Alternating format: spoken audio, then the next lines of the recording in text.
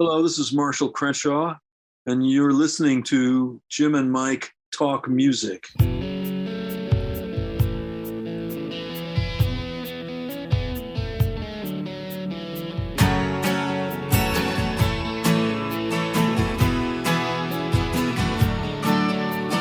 Television light shining through 100 bedroom windows.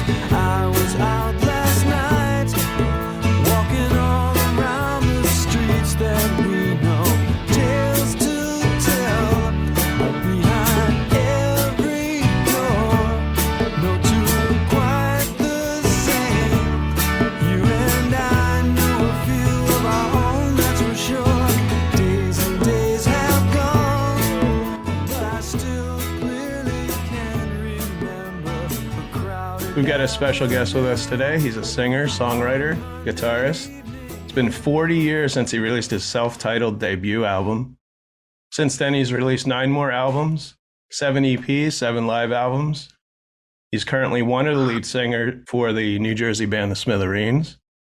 Let's all welcome to Jim and Mike Talk Music, Mr. Marshall Crenshaw. And the crowd goes wild. How are you doing? I'm good. I just got home.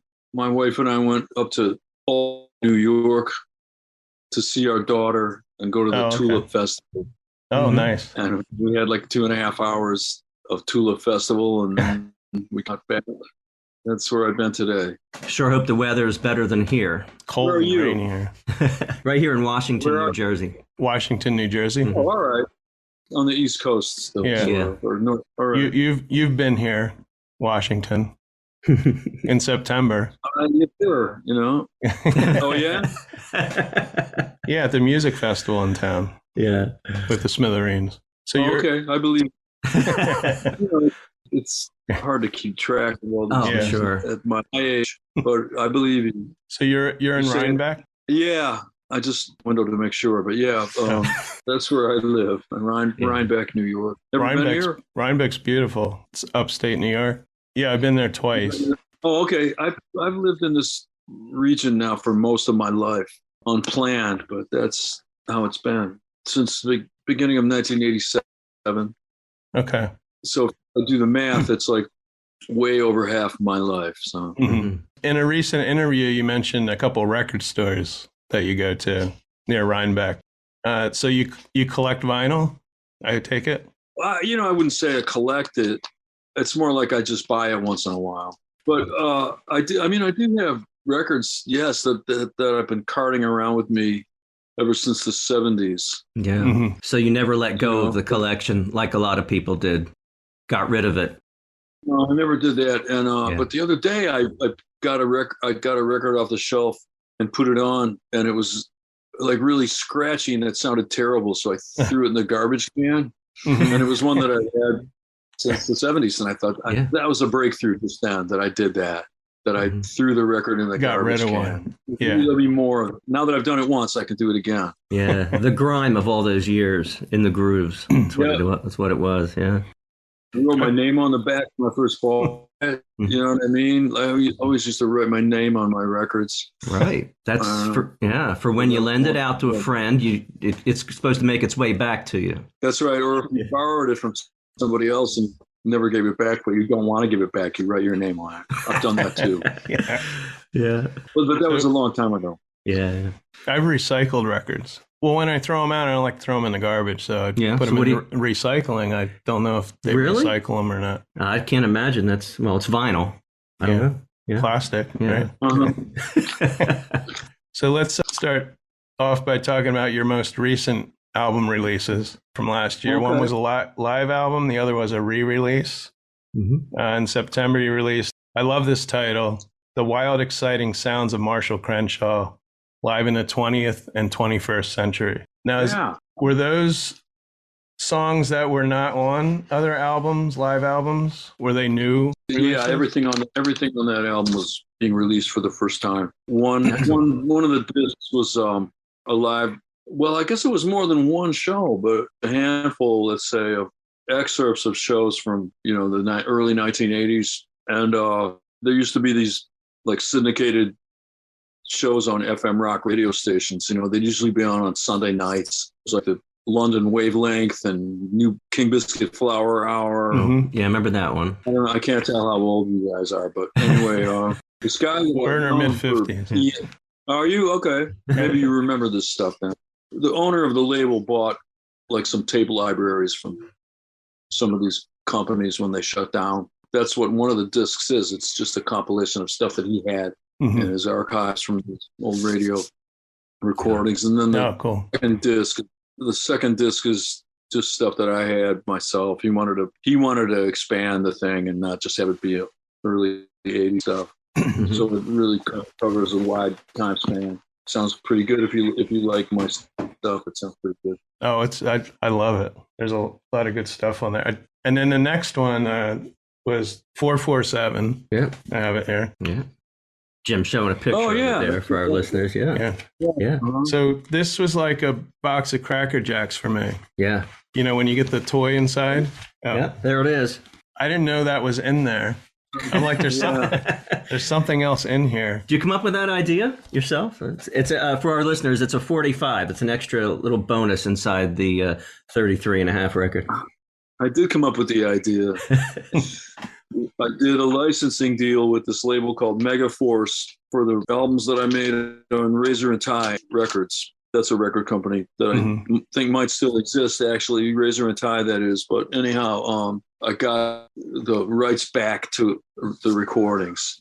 They reverted to me. So I wanted them to not go into oblivion. I wanted them to be out there in the digital marketplace along with everything else. And so I made a deal with Megaforce Records, and I asked them to do it this way. If they would just, like the way the record releases would be, it would be the album, and then there would be a brand new single, 2 new recordings from me. And I did that to trick myself. You know, I made a commitment to them that I would make new recordings, so then I would have to do it.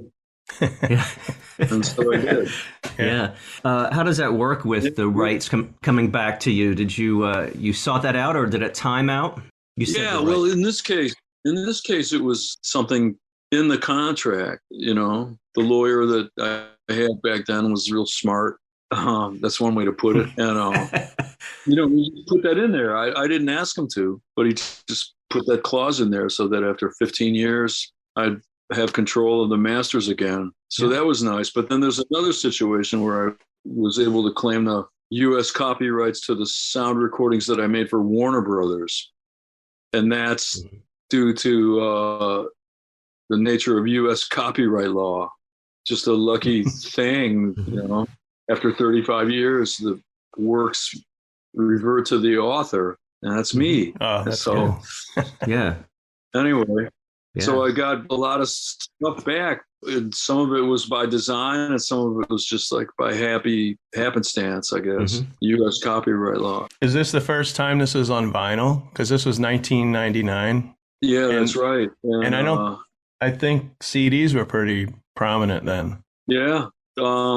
During the 1990s, when I was with Razor and Tie, there was like never any thought whatsoever given to the idea of putting the records out on LPs or on vinyl. You know, it would have been like putting them on an 8-track tape or a wax cylinder or something. Yeah. The industry considered vinyl records to be outmoded. And I remember back when I've told this story a few times now, but back when I first signed with Warner Brothers Records, or maybe it was before I signed with them, but I remember the president of the label telling me about the compact disc. He'd been to an expo in Tokyo and had seen them demonstrated, and he just told me, this is what it's going to be. There aren't going to be any more, 12-inch albums anymore now. Oh, really? Why do things have to change? I don't know what they're going to change. But anyway, but now they came back. Due to popular demand, phonograph records are back. And I'm fully on board with that, right? So, the stuff that's coming out now, that album that you held up and the other Razor and Tie issue, first time on vinyl. I have to stop buying albums. Yeah. I'm up to 300 albums. Last year, I was at a little over 100. So I've Oh, bought 200 more albums since last year. So I'm like, Yeah, and that's from you're one of the people that got rid of their, depleted their original collection. Right. yeah, I had a good collection. Yeah, Marshall's way above that. We know that. You haven't counted yours. no, I haven't. And I don't know, maybe I will. But once in a while, I do go through and purge stuff. But I have to do more of that, At the age that I am now, it's start letting go of Letting stuff, go. Oh, yeah. I mean, I felt bad when we moved into this house, just watching these young guys having to carry all this crap that I had. That I was too lazy to figure out how much of it I really, really, really, really wanted. Hmm. Well, no, that's not 100% true. I think maybe I did pare it down a little bit before we moved, but next time we move, there'll be a lot less of it. I promise. Yeah. Yeah, I downsized 3 years ago. I know what that's like. Cut it in about half my space. So yeah, you have to just let go. Sentimental or it goes.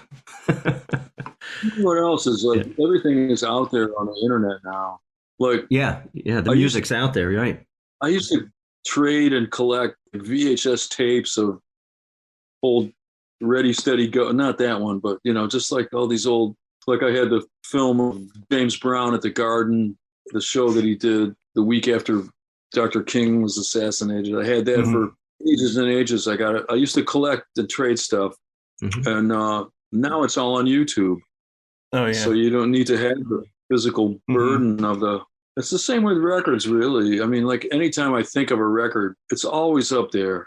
It doesn't matter how obscure it is. It's like everything. Yeah, is on the internet now. Mm-hmm. Yeah. Not all your albums are on Apple Music though. Oh, that's right. I shouldn't. The first three I just said because I don't. I'm working on that.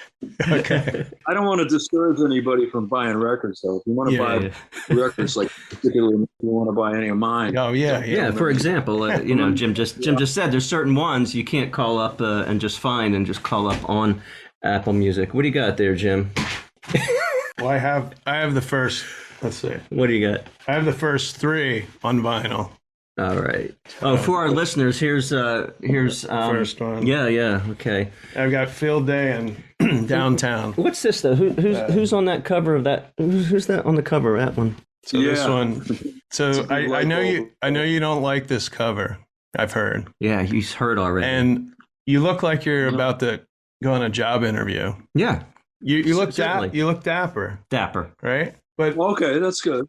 What's this building? Yeah, when you pull out the jacket, the inside jacket. That fell on the floor. Yeah, it's over there on the floor. The inside jacket. Yeah, the inside jacket has that building. I assume it's the same building. It looks like a J. Edgar Hoover building in D.C. Looks like. But anyway, I don't know, honestly. I mean, I wasn't standing in front of that building when the picture was taken. I was in okay, and that was before Photoshop. I was in a studio in front of a backdrop. Mm-hmm. They didn't have Photoshop back then. I don't know, but I had a manager at the time who thought that graphic design was something that he knew something about. So for the first and second album, he hired an expensive graphic design company to do the album covers. Yeah. With the first one, it was really these people called Gary Green and Christina Delancey who came up with that. Gary took me over to a friend to do the photo session because this guy had all the Fiesta wear and all the retro kind of furniture and stuff. And then Christina, I guess, hand tinted the pictures. Then somebody else came. Again, my manager hired this design firm, and that guy put his name on the cover, kind of took credit for it. And then with the second one, again, he hired like this expensive design firm, and they came up with that cover for Field Day, which I never liked it. You look studious. I got talked into approve it. Regretted it ever.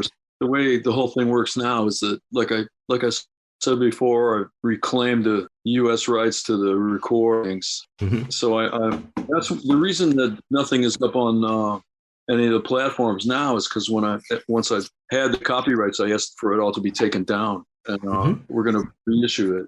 40th anniversary reissues. Yeah. Okay. So, yeah. It's going to be nice too. Yeah, that'll be in the near future then. Yeah. Good. Oh, on the first one? Yeah, I was going to ask if there's going to be a 40th anniversary. It comes out in November, and Okay. I spent the last year and a half or so working on getting that all organized and getting the packages done. And Is there going to be extras on there, like demos and like outtakes? Or... yeah, there's some bonus tracks. Yeah. Anyway, yeah, that's all forthcoming. Let's talk about the Smithereens. Okay. Mike and I, we've been fans, believe it or not, since '87. Yeah, the Beacon Theater, right? Is that Yeah, it? we tried to see him at the Stone Pony, but Mike had just turned 21, but we won't go into that Yeah, didn't get in. because of his ID. So, Yeah. Yeah. But I've seen him over 40 times in different versions or different forms. Wow. And my last time seeing them was with you on stage, I believe, right before COVID hit. Yeah, it was And- March 2020. Yeah, March 2020. We were talking about coronavirus, not even calling it COVID, and that was the last show for months. Was It was at the Polak Theater. something like that. Is that- Monmouth College. I remember it very, very well. I remember that whole time very well. One of my favorite photos. That's you there. And the only that's me. And the only words, yeah, you can't see that well, and our listeners can't see it at all. But yeah, you got the Marshall stack. So it's you with your electric guitar, and all you see is Marshall. I think that's pretty cool. Well, let me see it again. Let me see the picture again. Yeah. Okay. Sure. Yeah. So it's just Marshall. That's pretty cool. Well, there you go. Tell us about the first time you met the Smithereens. I know you have a long history with them because you were on their first album. Was that the first time you met them, or did you know the guy? I mean, that was like, what year was that? 86, 87? Probably 86. Yeah. I met Pat first because he kind of wanted to meet me, I guess. I just Okay. remember him being. And, There you go.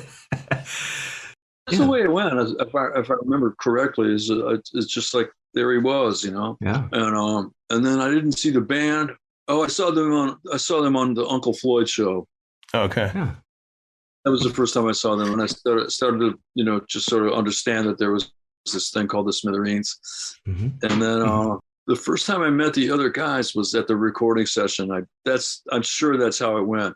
They worked with a producer called Alan Betrock. Mhm. Alan produced my first record, the first one I ever made, which was a single on the Shake Records label. That was Alan's label. The Smithereens, Jimmy later told me that they connected with Alan because I had worked with him. So they wanted to work with him because I had, Yeah, that's cool. which is kind of interesting. Anyway, Pat, I guess it was, invited me to come to the session. And it was at the record plant, which is where I did my first album. And the engineer they were using was a guy named Jim Ball, who was the assistant engineer on my first album. So it's people that I knew that they're working with Alan and Jim Ball, and it's at their record plant. So Yeah. So you're that's feeling where I at met home. the guys. Yeah, it was just like that. So that's where I met the other guys. I'm not mistaken. And then another, like a year goes by, and they have a deal to make an album, and they want to re-record the song that I played on, which is called "Strangers When We Meet." Yep. You must know that one. They wanted me to come in and play the keyboard parts again. And this time they're working with a producer named Don Dixon. And that was another guy that I'd worked with. So we're all friends. It's all cool. And then the other thing was like maybe right around that time is when I saw the band play live for the first time. Or not the first time, because they tell me now that they opened some shows for me. And I don't remember that anymore, but I know, it must have happened if they say it, that it did.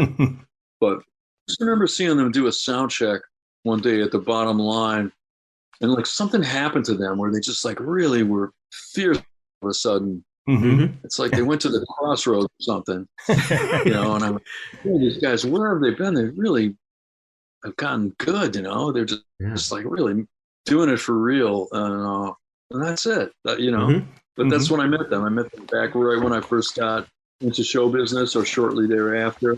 I've known them ever since. Yeah. So in 2018, you became one of the two lead singers. The other one is Robin Wilson from the Gin Blossoms. Yeah.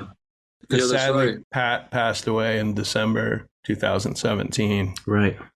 I knew Pat. I didn't know him as, hanging out with him, but He slept on your couch, though. he knew my son, and I went to his Memorial Day concerts at his house, all of those. Yeah. Always a fun time with Pat and his mom, So I think I saw you the first time the Smithereens played without Pat. It was the Outpost in the Burbs. It's a church. That was the first gig we did. Yeah. Yeah, I was there. Yeah. And the beautiful church. And the power went out, I remember. I think Jimmy mentioned something about Pat. That was kind of wild. Totally. Yeah. I didn't know what to make of that. Yeah. But was that spiritual or what happened? We're in a church. I don't know. Pat wasn't, I don't think, a real religious person. But. Who knows? I'm agnostic about all that kind of stuff. But were you at the tribute thing at the Count Basie Theater? Yes. I was at all three. I was at the Court Tavern and the other one at Crossroads. Yeah, I was at that one. The one at the Count Basie Theater, that was when this whole thing with me and them started, and with Robin too. It just, I did that. It was, like a really memorable experience that night.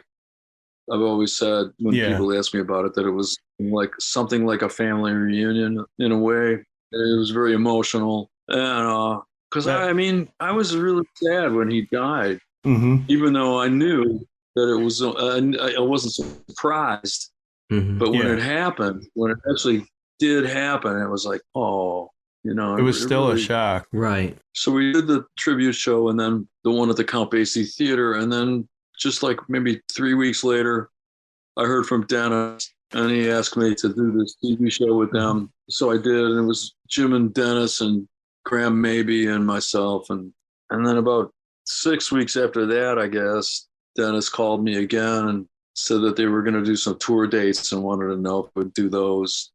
Or maybe, now it's all scrambled in my head because I'm pretty sure that Montclair show was the first time that we really played a show, Yeah. And we did a lot of songs that night. We did like 35 songs that night. You talk about that one show that was really special to you, where you really felt like a family, or that kind of thing. Yeah, I mean, how else did it feel? How else can you describe?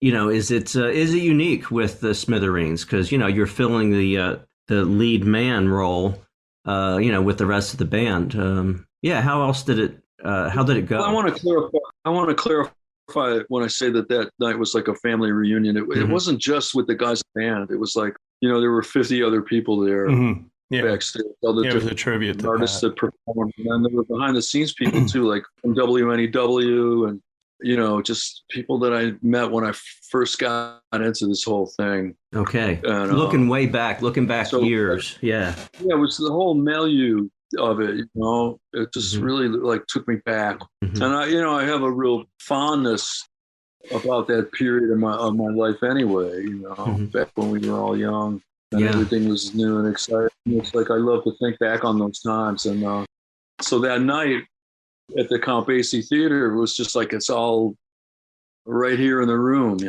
so that's what I loved. And then I played 3 songs with the guys, and it really was fun. This is just a very exciting band, I mean, as far as like me being up there, they asked me to do it, and I just get up there and sing the songs and play them.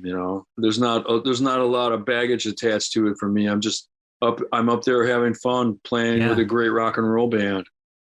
We're gonna have to take the break because Zoom loves us. I'm told they'll just like end the meeting. But we're going to go into a little wild one, number 5. Okay, I don't want to hear that song. I shouldn't have told her, both ought to move on. I shouldn't have told her, 'cause it does not pay to let anything slip away. Should I dial the number or turn and walk away? It makes no difference, I'm a fool any old way. But I know in my heart everything will be right when I hold her tonight. I'm gonna kill you.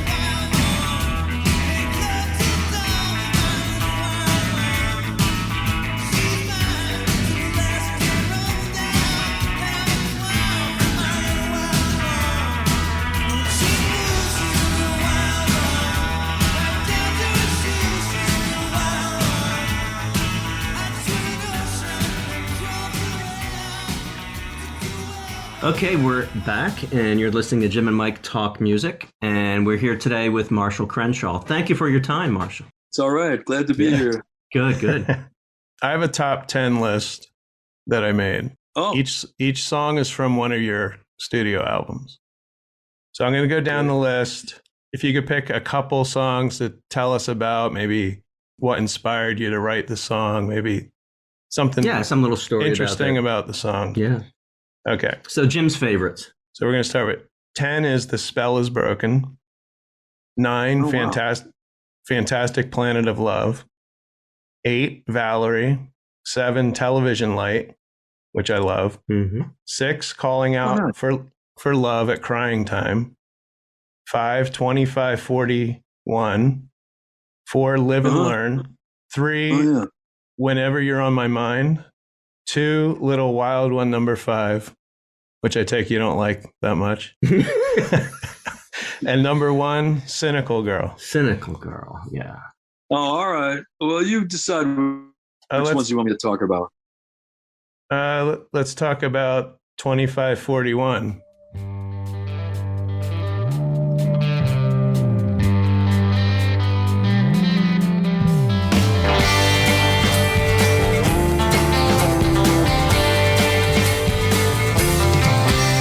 Jenny gave us a number. Jenny gave us a place to stay. Billy got hold of a van and man, we moved the very next day to 2541. Big windows to let in the sun.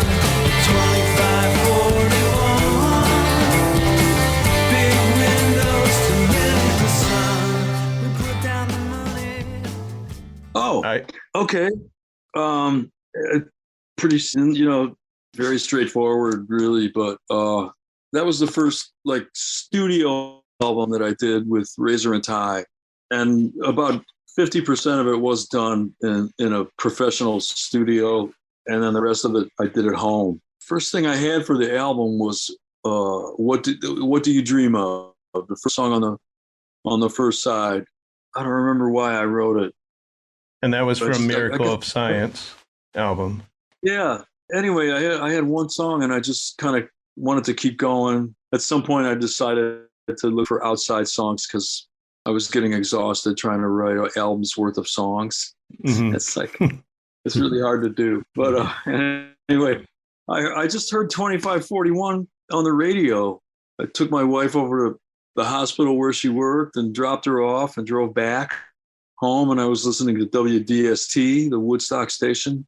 Mhm. The DJ was a guy named Nick Harcourt, English guy, or he had an English accent anyway. Mhm. And I heard a version of 2541, not by the person that wrote the song, by a guy called Robert Forster, who I don't really know much of anything about. But anyhow, I just immediately loved the song.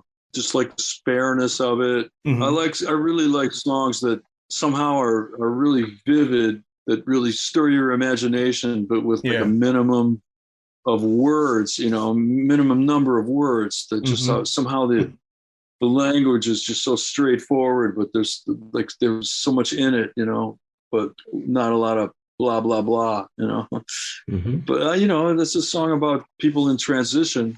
That's something that everybody understands, I guess. Yeah. So I think it's about moving into a house. That's the address of the house. Mm-hmm. Maybe it was then eventually a divorce, because then by the end of the song, I think he's moving back out of the house. Yeah. Something like that. Well, I found out more about it later on because I talked to somebody and they said, well, that's actually a song by Grant Hart from Husker Du, the band Husker Du. Yeah. I'm like, yeah, I've got some Husker Du records. And anyhow, it turns out it's a song about the band, the formation and breakup of the band. So that was like a song from him right when he was starting to just embark on a solo career and a life away from the band. Anyhow, I love the song, and he wrote a lot of great songs, a whole bunch of them. He's deceased now, but that was it. And you know, I didn't hear a version of it by the songwriter till after I'd already recorded it. Because when I went down to Nashville and did it with the guys in the studio, we just played it an entirely different way. I guess I must have come up with the arrangement, but you know, the guys I was with really are just all really super creative and great in the studio, really good at thinking on their feet. And that's a really good track, I think. That's like an outstanding track amongst the stuff I've done. I really like that one. It's really exciting. Going way back, what about Cynical Girl on your first album? Yeah, this is one that got radio play.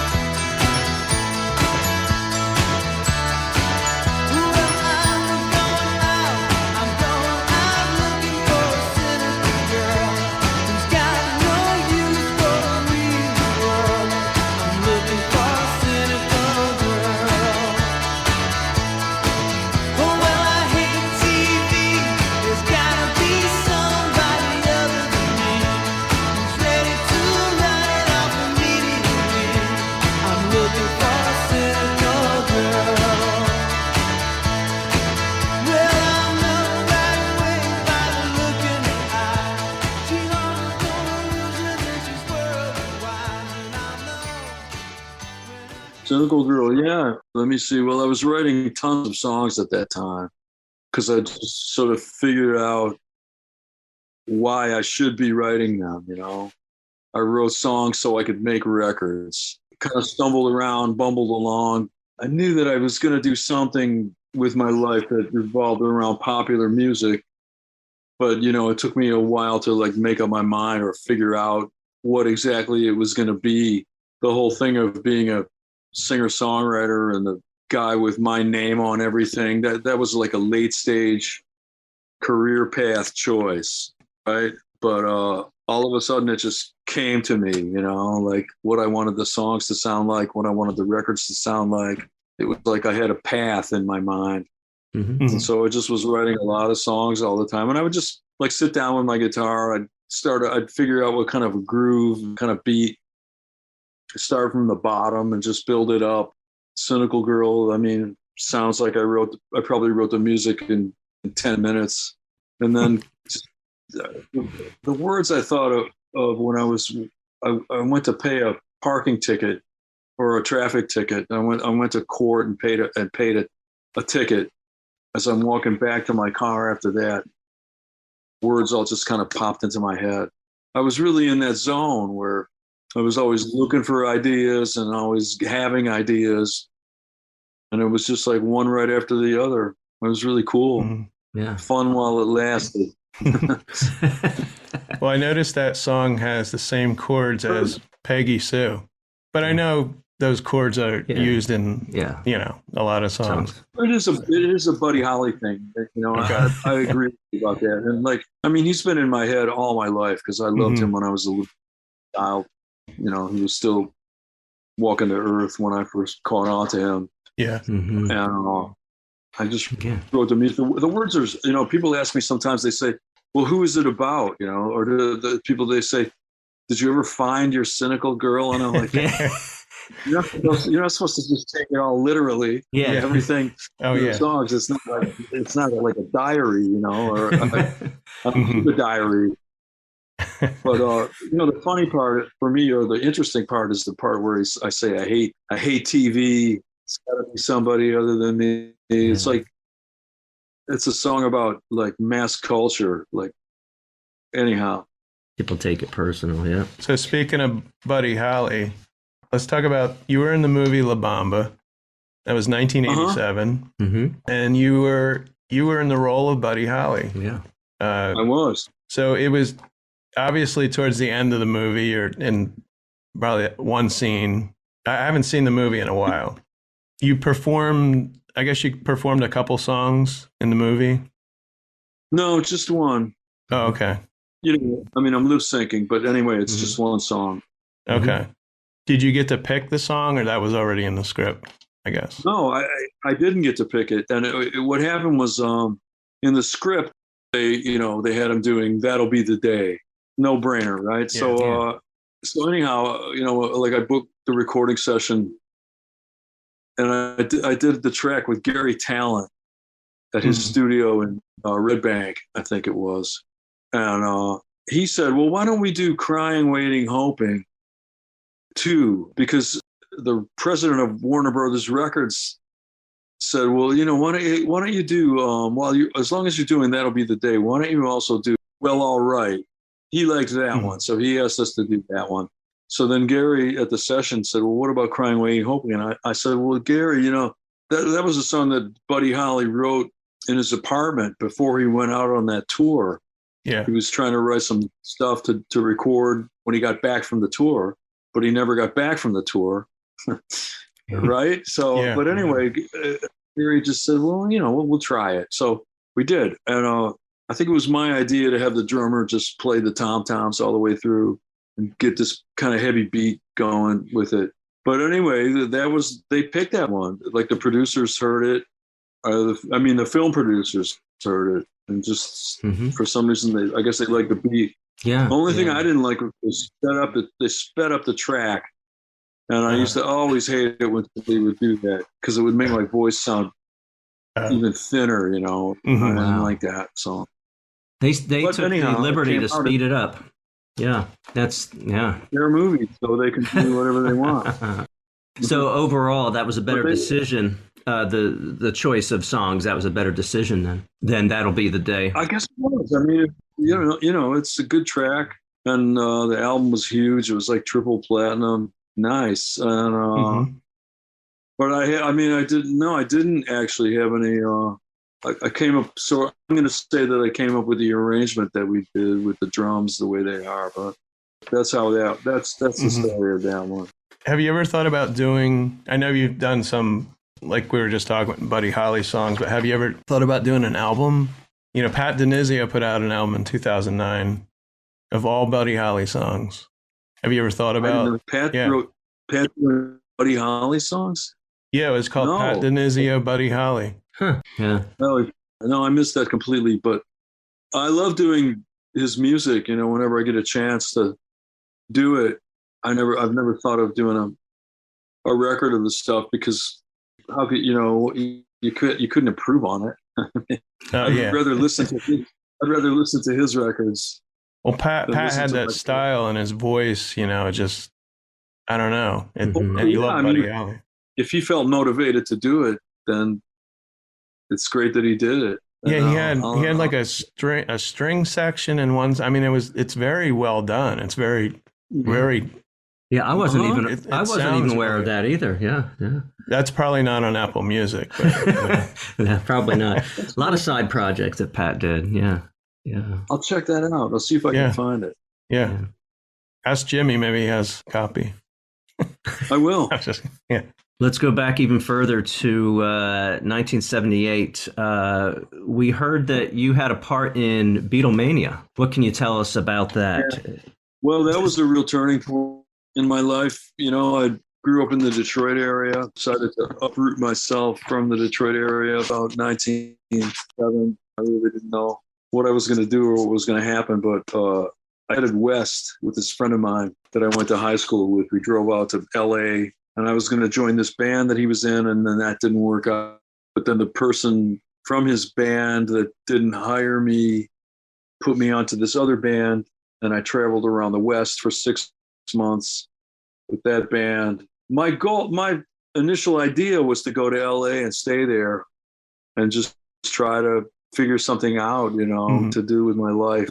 There was really nothing left that I could do in the Detroit area. But anyhow, just to cut to the chase, I wound up in Beatlemania. I wound up on the East Coast instead of the West Coast, and got hired to be in Beatlemania.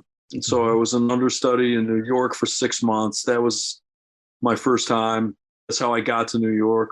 And my wife and I both fell in love with the city instantly. She'd already been there once.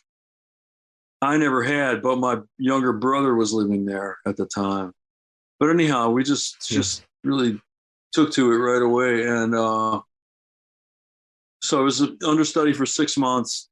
Used to go to work every day. It was like a day job going to Beatles school, Yeah, every day. immersing yourself completely like an actor would in the Beatles. You're just I immersed. guess. I mean, I'd already done that as a fan of Right. theirs. Like I was a fan in real time. Right. I heard it all come into the world as new stuff. But anyhow, I got into the West Coast company because one of the Johns, got in a motorcycle accident, wound up in the hospital, and while the guy was in the hospital, they fired him and gave me his job. Wow. I guess they didn't like him, but anyway, Don't like you when you're down. That's exactly. It was nasty, but I just went along with it. Yeah. I needed the gig, so I did it until the West Coast company shut down. That was about 6 months in all. And then I was in a touring company for longer than 6 months. And then finally I was done and I quit in February of 1980. But by then, like, I knew what I wanted to do with my life and how I was going to be an artist and all that stuff. I talked before about how it just all of a sudden came together in my mind. That was while I was still in Beatlemania. So with Beatlemania, what was some of the most challenging pieces of that? Because this isn't you doing your own songs. I know you were a fan from the start of the Beatles, and so that made it easier. What's the most difficult part? Playing that part instead of just being yourself on stage and singing your own songs. Well, there was very little to it other than just playing and singing. You know what I mean? Like there was supposed to be some acting, but it was like way less than minimal. You know what I mean? But the hard part was maintaining enthusiasm for doing it, because they wanted it exactly identical night after night. You couldn't fluctuate. I'm sure if they could have, they would have used those animatronic things that they have at Disney World. Of the president. Use robots instead of humans. Yeah, I get it. I get Disney. it. Yeah. If they could have afforded it, they would have done that. But yeah, gotcha. Anyway, I just got, once the novelty wore off, then I was really, really bored with doing it. But the social part of it was really, I really enjoyed, because I like the people in the companies.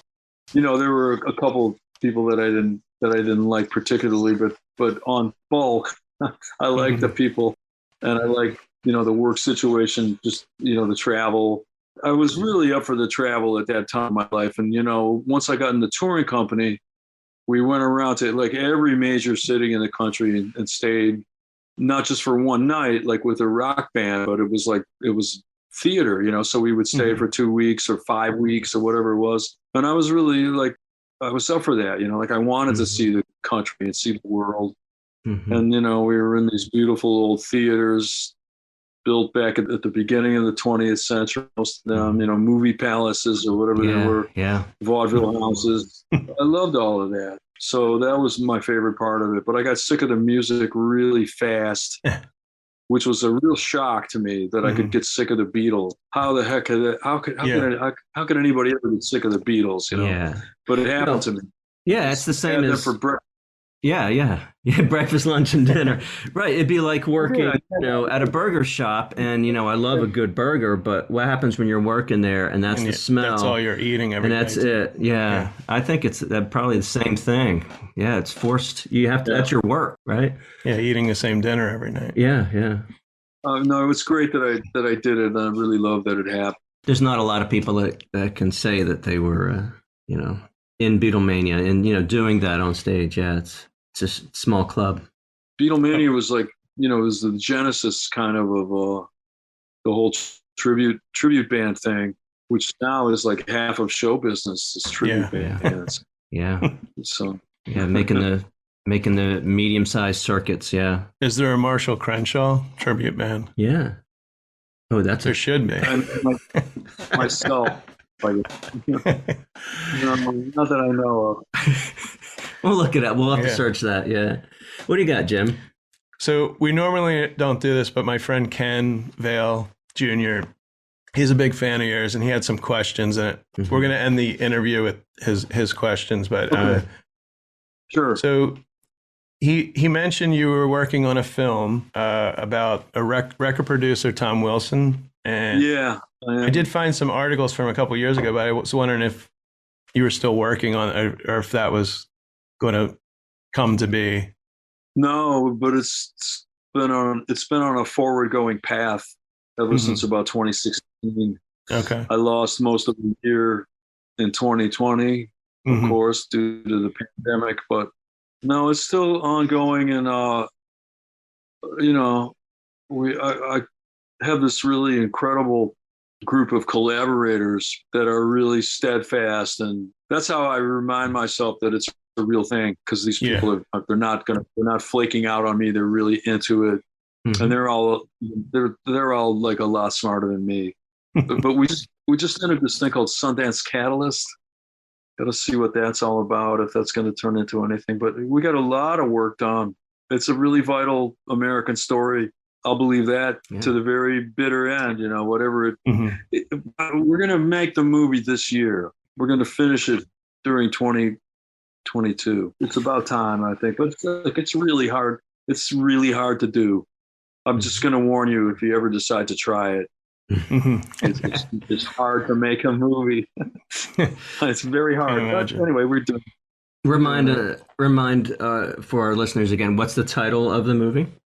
I don't think there's a title. No, you don't want to say the working title, maybe. Right now, the title is Chasing the Black Ghost. Okay. And then maybe that will be the title. That might hang in there. There have been a couple different ones along the way. That one, I think, is probably going to go the distance, though. We'll see. That would be a good one. Yeah. Catchy title. Intriguing. So Ken's next question was, you've covered a number of songs by Bobby Fuller. And we just interviewed Terry Manning a couple months ago. I don't know if you heard it, Terry Manning. Yeah. And he was friends with Bobby at a very young age. Oh, I didn't know that. I did not know that. Yeah. Bobby played at his middle school. He was 13. It wasn't even high school. And Bobby Fuller came and played at the dance. Yeah. And so Terry Manning is from Texas, I guess. That makes sense. El Paso. Okay. And then he knew one of the songs, right? And so he said, "Hey, come on up here." Well, Terry he knew a couple songs. I guess he just recently got a guitar. And intermission or something, he went up to Bobby Fuller and asked if he could sit in, and he actually played a couple songs with Bobby Fuller at the age of 13. Yeah, it's pretty wild. How did you become a fan of his work? I Fought the Law. It was a hit record. It was a huge hit record. It was in 8th grade. Listened to the radio all the time, like all the kids my age did. Yeah. And, it was a little bit like something from another time almost, because it was that kind of Southwestern, it was in the middle of what they called it. Well, it's top 40 radio was always really eclectic. Right. Much more than now. Well, whatever top 40 is, but yeah. I Fought the Law, but it was still kind of out of left field because it was like a Cricket's tune, Sonny Curtis. And anyway, I loved that record when I heard it. And then a bunch of years went by, and I was in a clothing store in New York City called, it wasn't Trash and Vaudeville. It was one of those other ones. It was a vintage clothing store. And they had the Rhino compilation album of the Bobby Fuller 4, and listening to it going, this music has my name on it. This is like, I just instantly loved every note of it, and I said, well, what's this? To somebody, and they said they held up the cover, and I'm like, well, that was it. I was just like instantaneously captivated by this stuff when I heard it. They're like never to be forgotten. It's just a magical song and record, It's just right up my alley, right? Yeah. What's not to like? I loved it right away. And that's from Texas to Detroit, right? You were in Detroit at the time? Yeah, I grew up in the Detroit area. There's a lot of transplanted Southern people in Detroit. My father's family came up. My dad's father was from Tennessee. Not that what am I trying to say? I don't know. Probably going where the work was back then. Anyhow, like it just really hit me. Yeah. I love that kind of music. But I don't love it if it's not done in a powerful way or a way that's compelling. Anybody can string three chords together. But those Bobby Fuller records are beautiful records to me. They have that kind of otherworldly thing about them, where they just kind of take me into an imaginative realm. Just the sounds, the totality of the records. I just really like it. It's like right up my alley. So for our listeners, if you want to find Marshall, you're on Instagram, Facebook. Yeah, I am. I mean, I have this nice person who does all that stuff for me. Yeah. Because I'm not on social media myself. I was on Facebook for a little while. Me personally, I was on it, but I just get in arguments and fights. Yeah. I was just getting in arguments and fights with family members. Yeah. This is. Yeah, it's like a debate club. It's like you're joining a debate club, Yeah, if that's what you want. Yeah, I don't like it.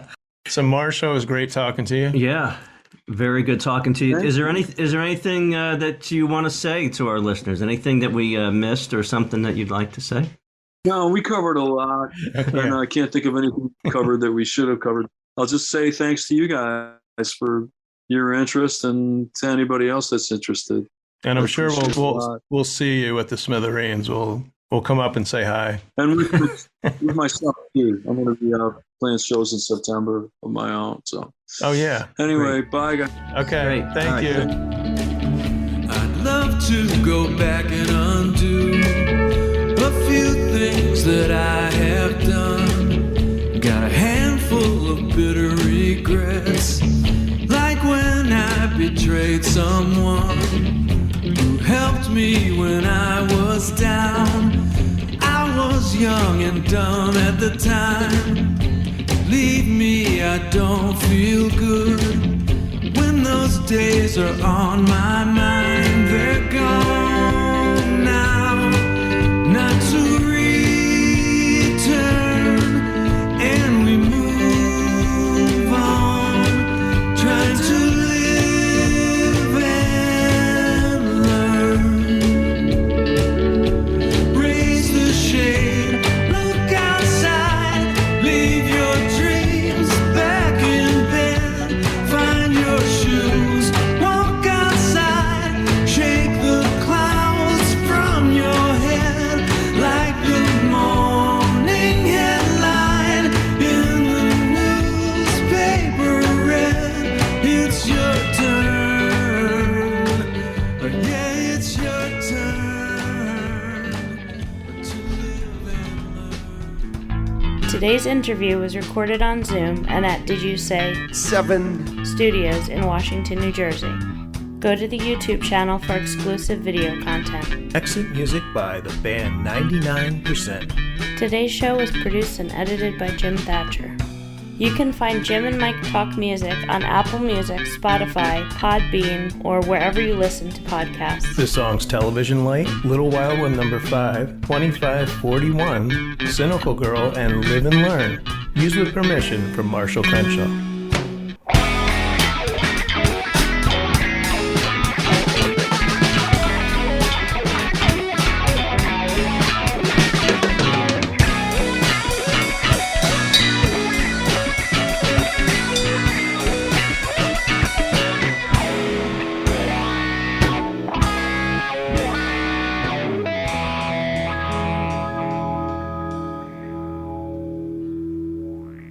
Good night, everybody.